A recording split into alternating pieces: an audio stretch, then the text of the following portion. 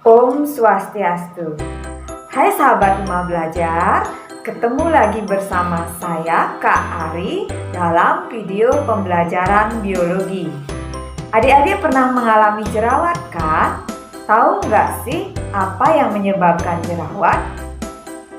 Ya, betul sekali. Jerawat salah satunya bisa disebabkan karena infeksi bakteri. Jadi dalam video pembelajaran kita kali ini, kita akan mempelajari ciri-ciri bakteri, struktur bakteri, dan peran bakteri bagi kehidupan. Yuk kita bahas satu persatu. Apa sih ciri-ciri bakteri? Yang pertama, prokariotik, artinya selnya tidak memiliki membran inti. Bisa dilihat beda sel prokariotik dengan sel eukariotik. Yang kedua, uniseluler.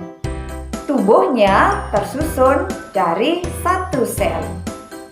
Yang ketiga, ukurannya sangat kecil. Berkisar 0,5 sampai 5 mikrometer.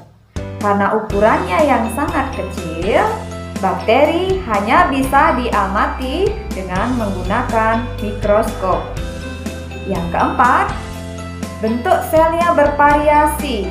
Ada yang berbentuk batang atau basil, ada yang berbentuk kokus atau bola, dan ada yang berbentuk spirillum atau spiral.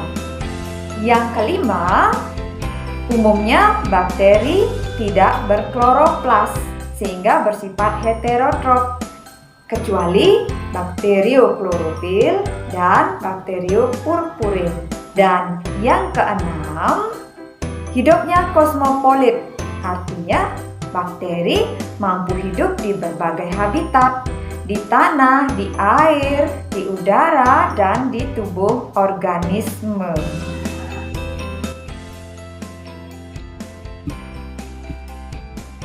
Bagaimana sih struktur bakteri? Lihat gambar berikut ini. Struktur yang pertama adalah dinding sel bakteri.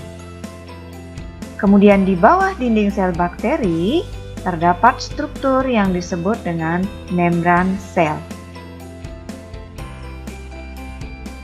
Cairan yang ada di dalam sel disebut dengan sitoplasma. Di dalam sitoplasma terdapat ribosom, DNA, plasmid, dan struktur yang berupa rambut halus disebut dengan pili. Struktur yang berupa rambut yang ukurannya lebih panjang dari pili disebut dengan flagel, dan yang paling luar adalah kapsul. Kita akan bahas apa fungsi dari masing-masing struktur sel bakteri. Dinding sel bakteri tersusun dari senyawa peptidoglikan sehingga bersifat keras dan kaku, berfungsi sebagai pelindung dan mempertahankan bentuk sel.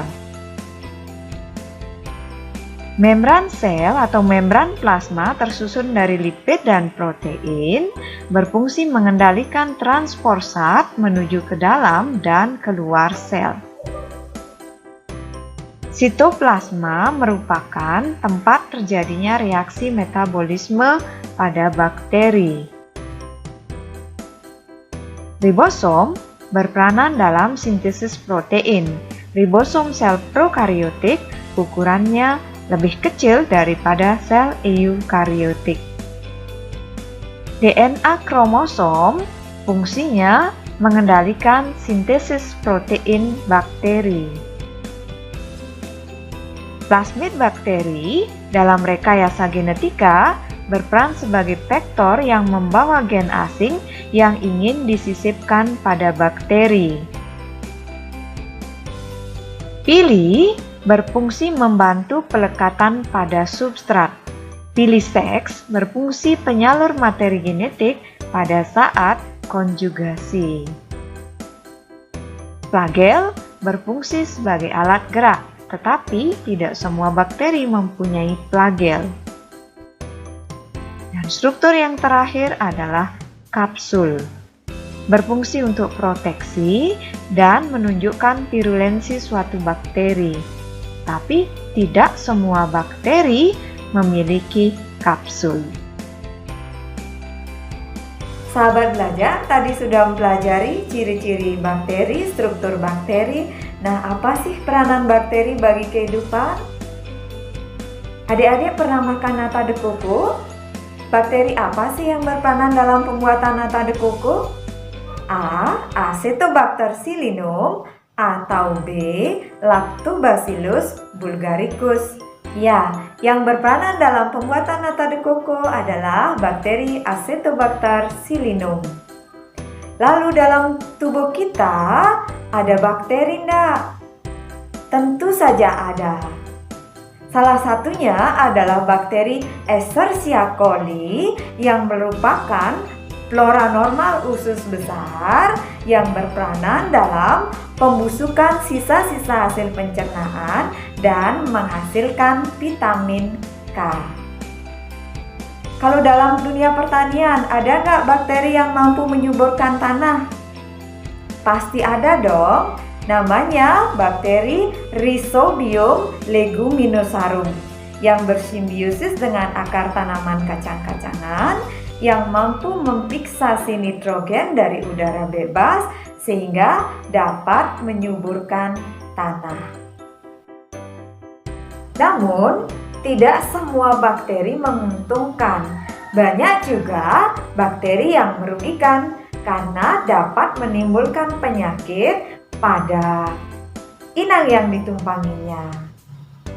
Contohnya, bakteri Mycobacterium tuberculosis dapat menyebabkan penyakit TBC pada manusia.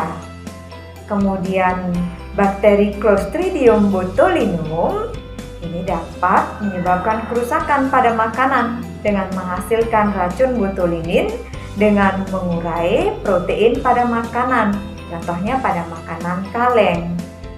Kemudian contoh berikutnya yaitu Bacillus anthracis.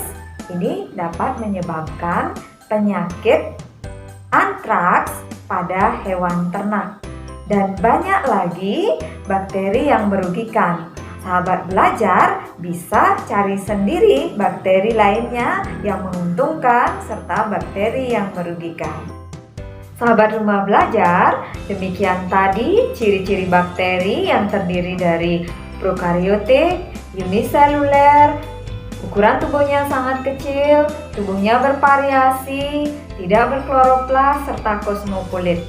Dan struktur bakteri terdiri dari dinding sel, membran sel, sitoplasma, DNA, ribosom, serta struktur tambahan berupa pili, flagel, dan kapsul. Serta bakteri ada yang menguntungkan dan ada pula yang merugikan bagi kehidupan. Nah, sahabat rumah belajar, demikian video kali ini. Semoga memberikan manfaat bagi sahabat semua. Sampai jumpa. Salam rumah belajar.